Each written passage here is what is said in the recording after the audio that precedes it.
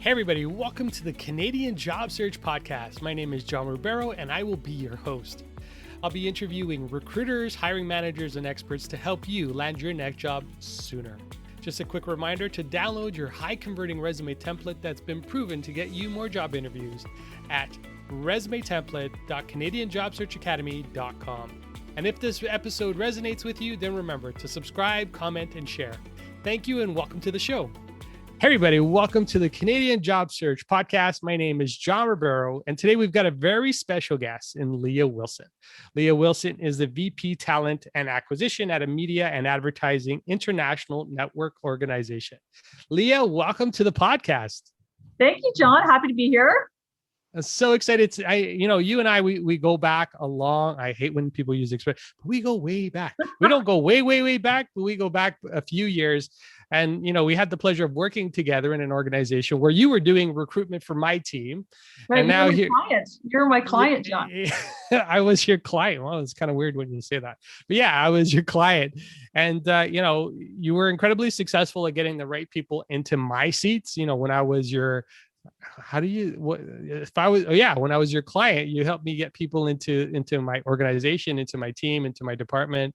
You're incredibly successful. You've moved on to be now a vice president, where you get to do the same for other organizations, building systems and structures for them to make sure that they hire the right people for their organizations. So it'd be great to just get your perspective. So I want to just jump into this and let's get right into it. So what would you suggest is the best way for a job seeker to reach out to a recruiter or a talent specialist like yourself? Well, you know what? There is not a silver bullet answer. I think a multi-channel approach works, but in COVID, with everything being virtual and digital, if you will, the number one tool is probably still going to be LinkedIn. So I would suggest that if people are interested in opportunities that, they reach out via LinkedIn. However, the websites still have sometimes contact information. But often it's actually just us reaching out to you. So, in some ways, if you spend time on your profile, people will come to you. And I think that's one of the things that job seekers forget is that it's not a one-sided thing. I mean, often, I have postings, sure, and I put them on multiple job boards and channels, but sometimes it's through partnerships and sometimes it's through interest groups. So, the best thing I would still say works is making sure that people are leveraging LinkedIn. And if you're not, you need to do it. Yeah, no. And I know you and I were talking about this before on another call, but so what specifically, so I know, and the way I think of you is kind of like a baseball scout, right? Somebody who's going out and looking for talent, right? Not so much talent coming in, because think about it, in professional sports teams, it's not about, players going to teams, it's teams going to players. And you're kind of a scout that way too, right? So what are you looking for specifically in those profiles that helps those particular candidates stand out? Yeah, and great question, and absolutely great analogy, John. Like it is exactly that. We are going out and saying, "Hey, how do we round out the team?" And it's usually looking for how can we get better, how can we get stronger, how can we get more diverse. There's a whole bunch of needs that we're looking to address. And how they use their profile is very important. So it's not enough to be part of LinkedIn. But one of the most underutilized things is the sort of that profile piece, a little bit about yourself. It's free real estate that candidates don't use enough.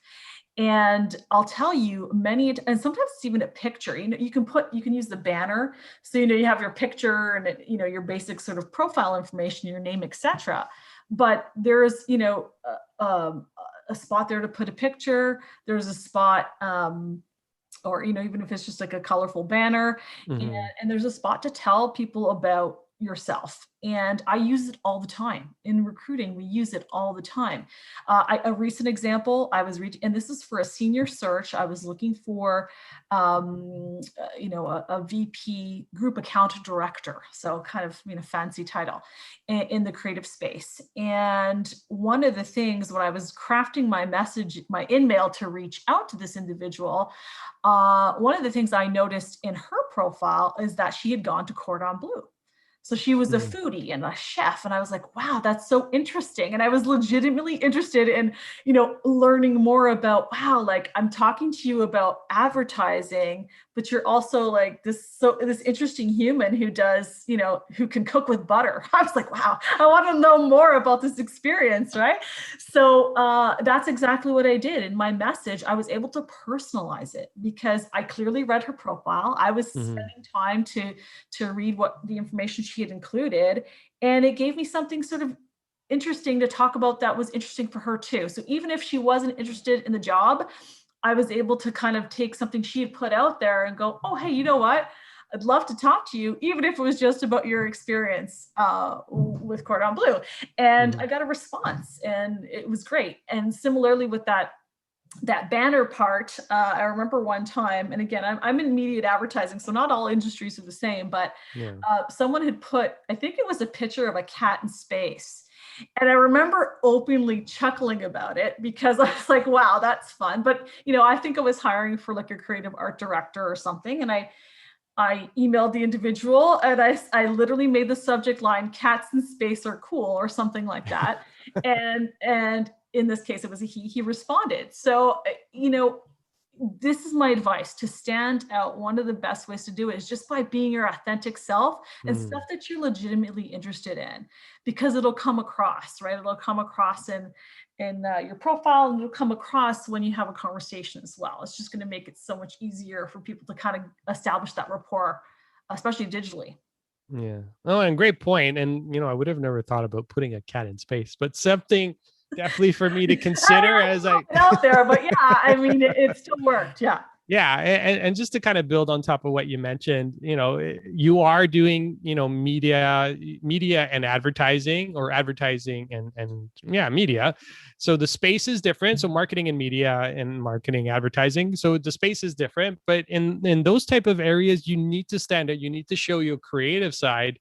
But I think this goes for everybody, right? So who knew having something like Cordon Bleu on your profile is going to make you stand out and be different? But one of the things I talk about is, find a way to introduce yourself to people, or pull something off somebody's profile, like recruiter, hiring manager, or an executive, pull something off their profile so you can make that initial introduction. But I never thought about it the way you said it. Make it easy for the recruiter and the talent specialist to make an introduction to you, right?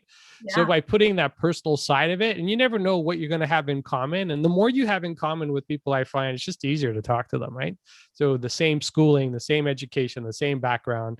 But, if you've got an interest in cooking, cooking with butter, I know cooking with butter is not necessarily the best today, but, but it's delicious. It is delicious, 100%. But definitely something to think about as you're building out your profile. So I got a question around this, and I want to explore this, because they say in resumes, it's 4 to 7 seconds to scan, right? Like a resume. For a LinkedIn profile, what would you spend? Would you spend more time on a LinkedIn profile than you going through somebody's resume? That's an interesting question. You know what? I don't know that I've honestly sort of A/B tested that theory.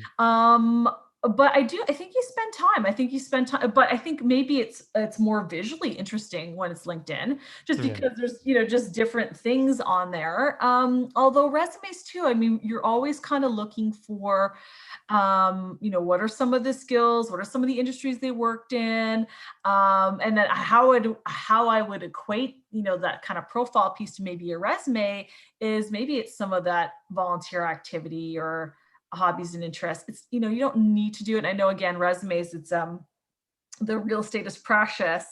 And I also don't only if it's really something that's truly important to you. Using it as filler on a resume is also just kind of I think Yeah, I can't answer the question in terms of how much time, but you definitely look at both, right? Like you're still like you're doing, you have to read it. You have to read it in order to sort of make a determination, right? I think Yeah. the part that the upfront part is really where you're putting parameters on a search. Like if it's something very very cut and dry. So for example, if I'm looking for a financial analyst and they have to have a CF, like they have to have a designation, Mm-hmm. that it's a yes or no knockout question that you can build your Yeah. system to look for. But if your resume has made it to a recruiter, they're going to read it. So but and I'm going to say something kind of Controversial. yes, Yes, I like controversial. This is good. controversial here. I'm going to read your resume. I may not read your cover letter. So Okay. Wow. my Okay. advice, I told you it was contentious. My advice is, and again, and this is only because the volume of things that we're looking at, right? And again, like I said, it's multi-channel. So we're we're also receiving, we get referrals, and we also check our existing pipelines. So a cover letter is just kind of sometimes another thing to read, if that makes sense. Mm-hmm. And I always find it's too structured. Like there's, it's kind of like me in a bio. It's weird. Like it's weird to put, to say like so and so has that. It's just it's a little bit unnatural somehow. However, again, big.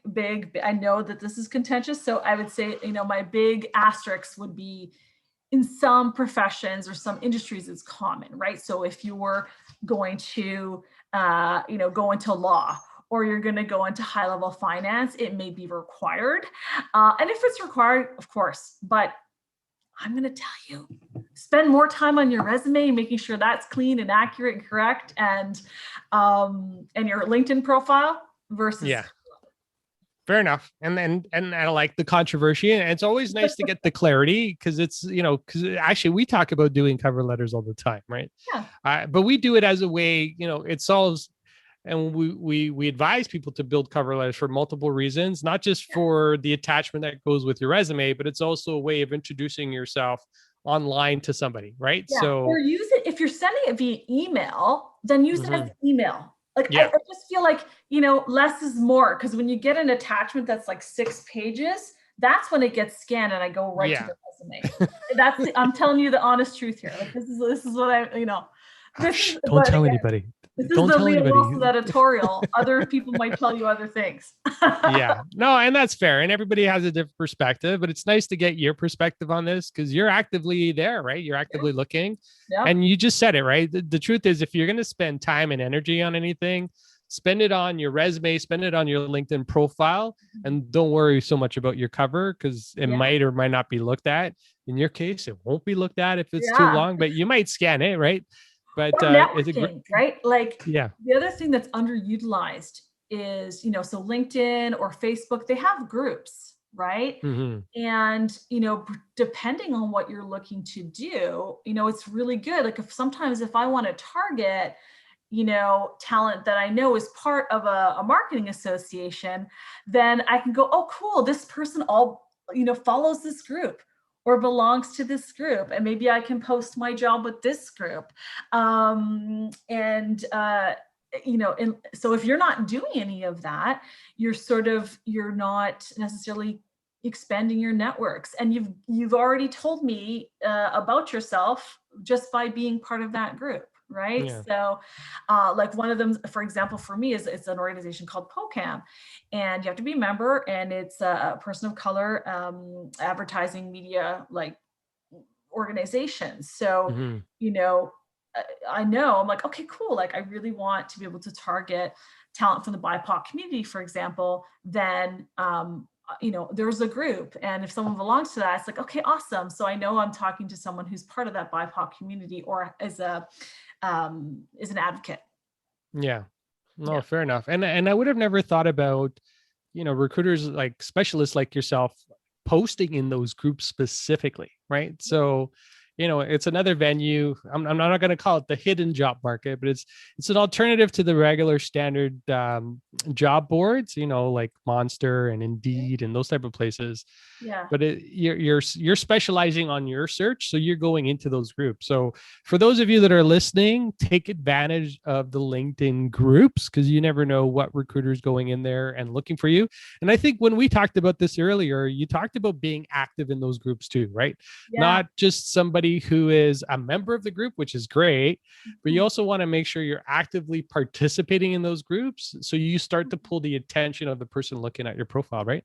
Yeah, absolutely. Like shares, posts, all of those things are great to see.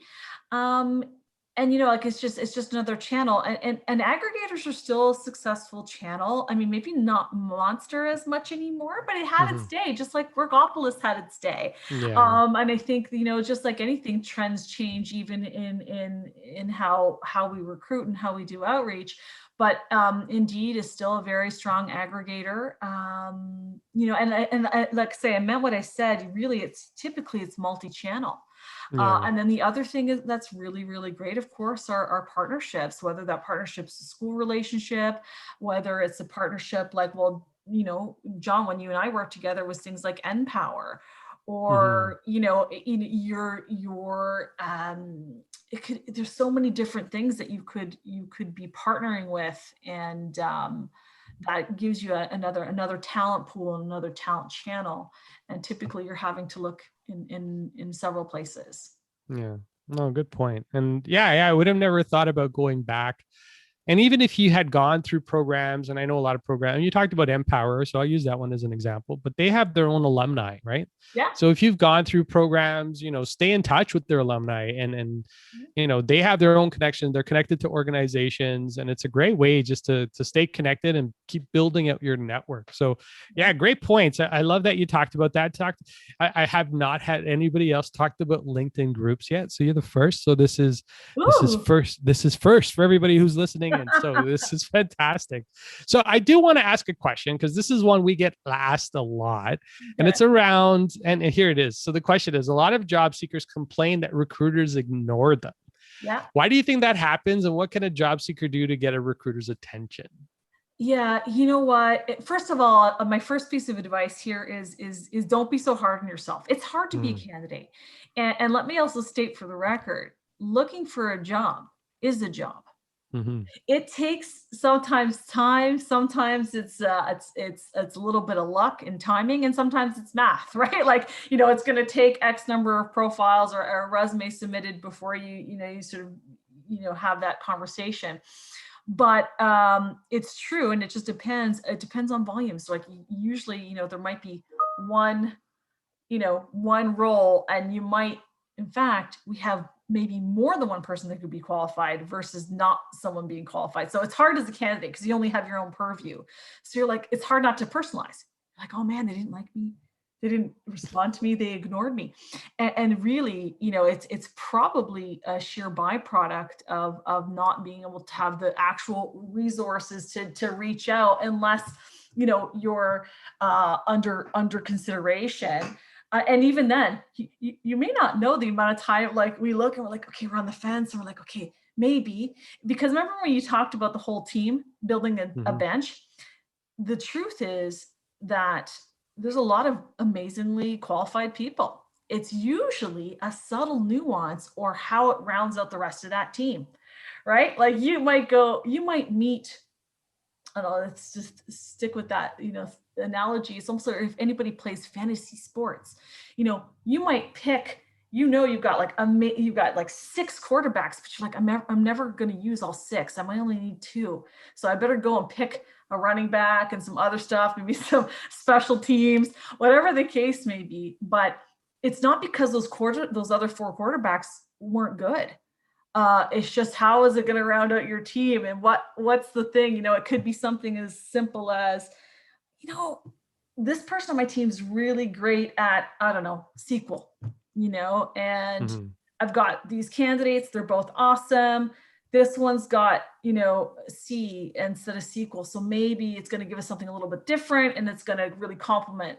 So it's really less about ignoring a candidate. I mean, I want to be able to deny that, we get back to everybody, but I would be telling you a falsehood. And I don't want to, be inauthentic about that. Typically it's volumes and time that prevent if you haven't had a response. And it's usually less about a personal something you've done wrong or something you're not expressing. But even more important, why you need to activate all of those other things so that you do stand out and, hopefully, and you keep trying, because like I say, finding a job is a job. Yeah, no, absolutely. We say you got to spend just as many hours searching for a job as you do in a job. So Yeah, it can take some time for sure. yeah.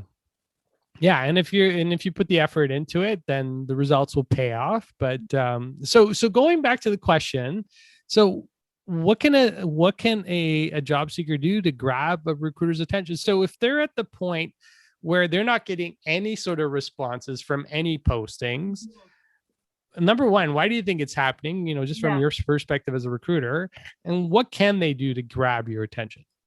Yeah, if it's really a trend as opposed to a one-off and they've really tried everything, there's part of me that goes, I would say, do a little bit of analysis about what you're targeting and look at your resume, have a friend look at it, someone peer check it. Because it could be something that you're missing. And the reason I say that, and as I had a recent resume, and it was a small thing, but I caught it and I advised her. And it was something like, it was about pursuing a designation, and it said perusing.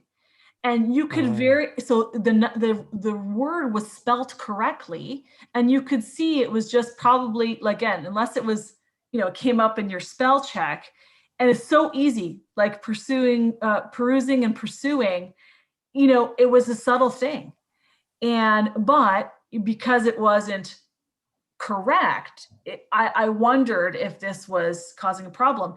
And she was so grateful that I pointed it out. And I said, it's fine, it's our secret. I presented it to the hiring manager. In fact, we offered her a job and she declined me to stay with her current. However, it was still really, really good. But I use it as an example as sometimes you need fresh eyes, because you could read it. It's like, when they have those word games, and because your brain is trained to read it a certain way, you might not even notice that it's incorrect. So I would say if it's really something that's happening more and more, I would say, or like seemingly, just no luck, take a step back, look at your messaging, and have a friend maybe comment on it and see, help and see if there's just something that you're missing. Okay. I think the second thing is appeal to people's humanity. And what I mean by that is ask for help, right? And be purposeful about it. So for example, if what you're looking for, someone could help give career advice, sort of say that, or help, give you some pointers. That's better than saying, hi, here's my resume. What jobs do I qualify for? That nothing drives me crazier, by the way.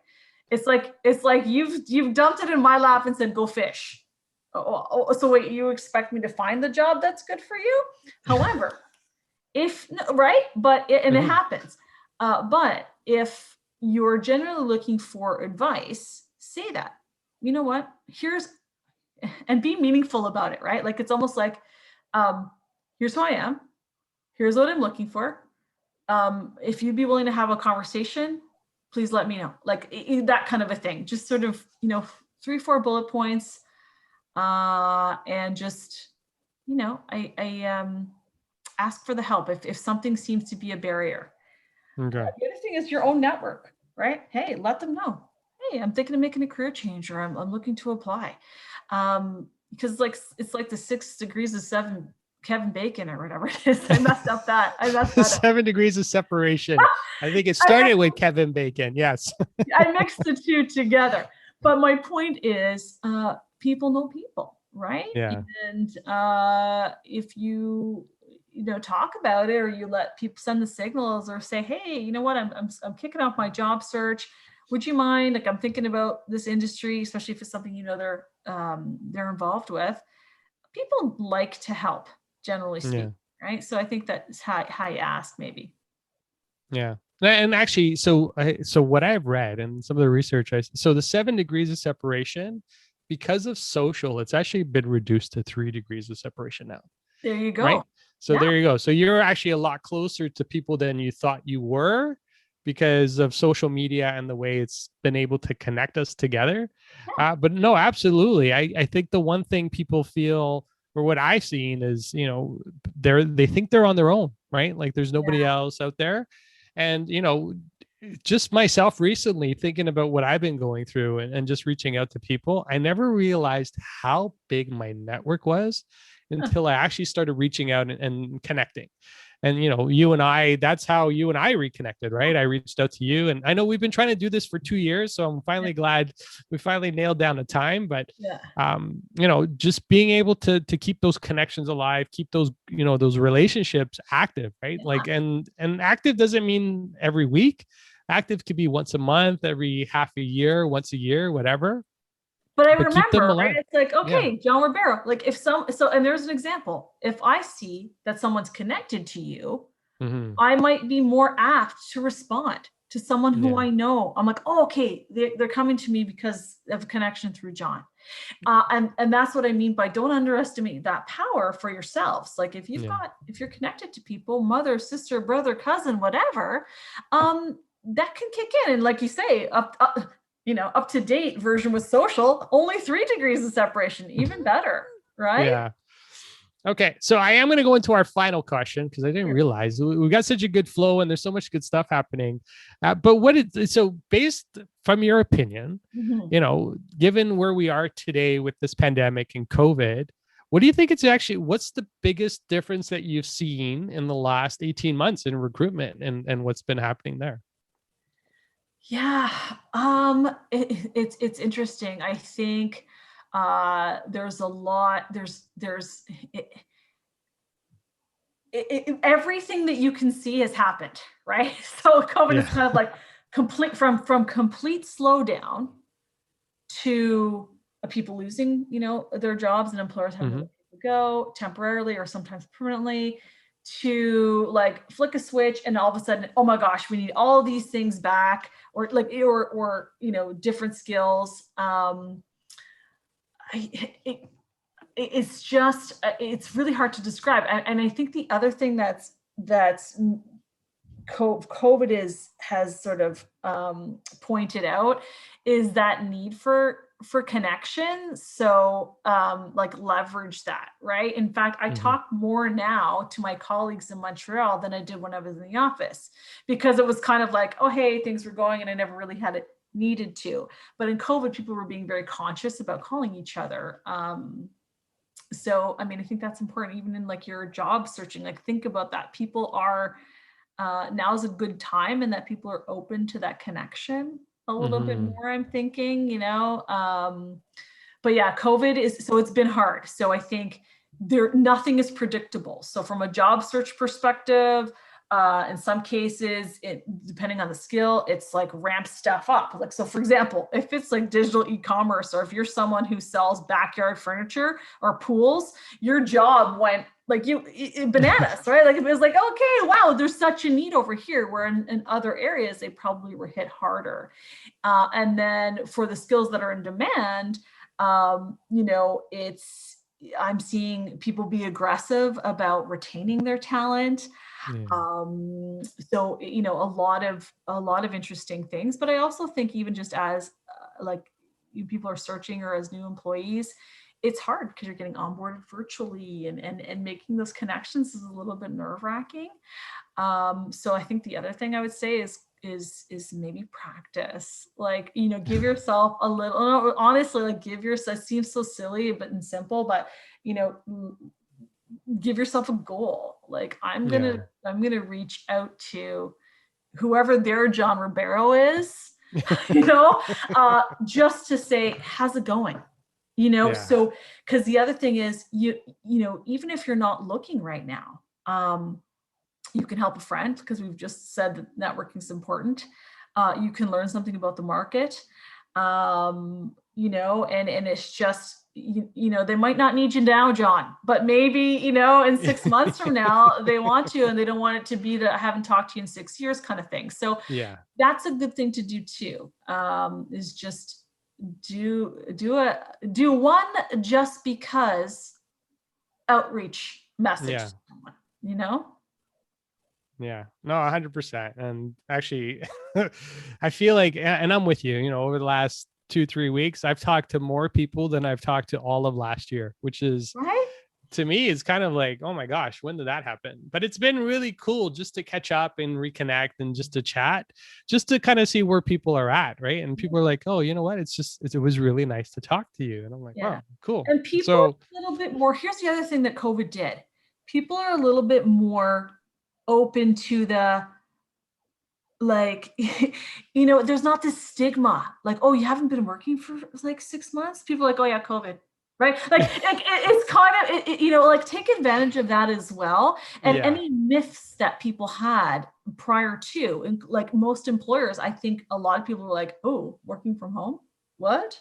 That can't happen. You can't be productive working from home. Well, the whole world has proved that actually, if you're productive in the office, you're probably still productive at home. And the reverse, I'm sure, is also true. But, so COVID has also been about myth busting in some ways. And I think that that vulnerability is there in employers and candidates alike. And that, I don't know about you guys, but like, if you're a parent who's working from home, and my kids are older, but like, if you have young kids at home with you, you're my hero. My absolute hero, because a 3-year-old's not going to negotiate. They need to be fed. They're like, I need help now, right? And you might be in the middle of a call. So I think one of the things that has happened as a result is that kind of humanity that I was talking about earlier, it's kind of closer to the surface now. Like, it's kind of the rules of engagement, if you will, have changed. And that's why I said about that help component. It's a crisis, and when crisis happens, you hope people will rally together, so in some ways that's I'm finding that to be true as well. Awesome. Terrific. Well, you've given us some incredible insights and incredible information in terms of what candidates need to do to be successful, especially in this market. If the people wanted to connect with you, what would be the best way to do that, Leah? I think LinkedIn, and make it interesting. So now that I've given you some challenges, I want to see some good profiles and some banner usage. And actually, if it's from as a result of this, I want you to say in the subject line, like, John Ribeiro referred me from podcast, because I do get a lot as well. And forgive me if I don't get back to you right away, but like, make that personal connection, and you can use me as practice. Yeah, excellent. So you heard that, just for the audience members that are out there, you can definitely reach out to Leah. Just make sure you make it interesting. If you want to get to the top of her pile, so she can take a look at not necessarily your resume, but just to make a connection and to have that contact. And what I will also do, Leah, is I'll include a link in the show notes to your profile so people can go to it directly. But I want to just take a second and say thank you for just being on the podcast with me, and to share your insights and just all your knowledge around, what people do need to do today. Right. And today, and that's, one of the things we're always looking for is the most relevant and the most current information as it pertains to the job market. So I just wanted to say thank you for taking the time to chat with us today. Thank you. It was actually really fun. And thanks for having me. Appreciate it. And again, don't spend time on a cover letter. Use it elsewhere. Great. And for those of you listening, thank you for tuning in to the Canadian Job Search Podcast. Wishing you all a great one. We'll talk to you all soon. Take care. Bye, everybody. Bye.